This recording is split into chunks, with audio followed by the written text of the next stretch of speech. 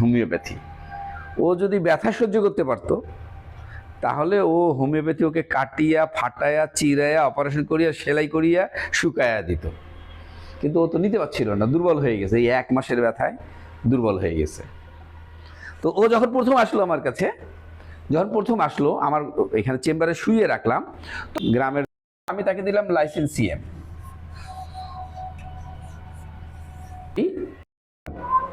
5 minute পর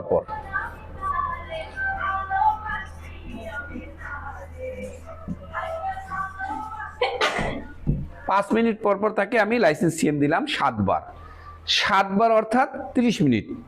এরপর তাকে আরো 30 মিনিট উইদাউট মেডিসিন রাখলাম, রেখে জিজ্ঞাসা করলাম, তার এখানে রেজাল্ট পাওয়া গেল। মানে এক একটা কথার এক একটা কাজের কিন্তু কারণ আছে, কজ অ্যান্ড ইফেক্ট। আমি কেন দিলাম 5 মিনিট পর পর, এইটার একটা কারণ আছে। হ্যাঁ, থিওরি না, কিন্তু এটা যখন ডাক্তার প্র্যাকটিস করে, আল্লাহ পাক যে লাইনে মেহনত করে, আল্লাহ পাক ওই লাইনে তাকে হেকমত দিয়ে দেয়। যে ওই যে কাঠের লাইনে মেহনত করে, আল্লাহ তাকে কাঠের লাইনে হেকমত দিয়ে দেয়। যে মধুর লাইনে মেহনত করে, ও দেখে বোঝে কোন মৌচাকে মধু আছে আর কোন মৌচাকে মধু নাই, কোন মৌচাকে মধু বেশি আছে, কোন মৌচাকের মধু ভালো হবে না, দেখলেই বোঝে। যারা ডাব পারে, ও ডাব গাছ দেখলেই বোঝে এই গাছের ডাবগুলো ভালো না, পানি কম না পানি বেশি, অভিজ্ঞতা। আন্ডাওয়ালারা আন্ডা হাতে নিলেই বোঝে যে এই ডিম পচা, এই ডিমটাতে ডাবল কুসুম আছে।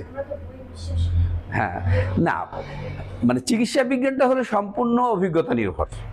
বই আমাদেরকে গাইডলাইন দেয়, ওই গাইডলাইন অনুযায়ী আমরা চলি। কারণ প্রথমে যখন বাচ্চা চলার সময় কারো হাত ধরে হাঁটা শেখে, কিন্তু এরপরে আর তো লাগে না।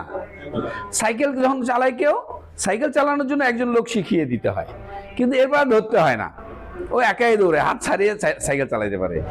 হাত ছেড়ে কখন সে সাইকেল চালাবে এটা কেউ বলতে পারে না, যে চালায় সে বোঝে যে আমি কখন পারবো। এই জন্য ডাক্তারের চিকিৎসার মূল হলো অভিজ্ঞতা। অভিজ্ঞতার সাথে থাকলে এই অভিজ্ঞতা অর্জিত হয়।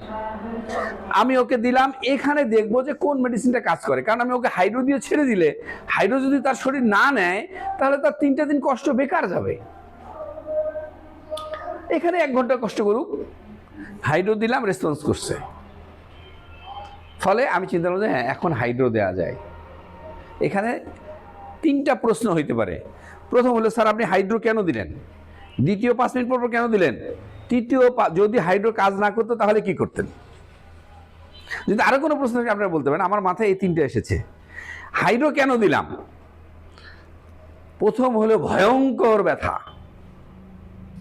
কোনো কজ খুঁজে পাওয়া যাচ্ছিল না। আর আমি আবিষ্কার করেছিলাম ওর সাথে কথা বলে ও বলতে, এই কথাটা সে বলতেই ছিল না।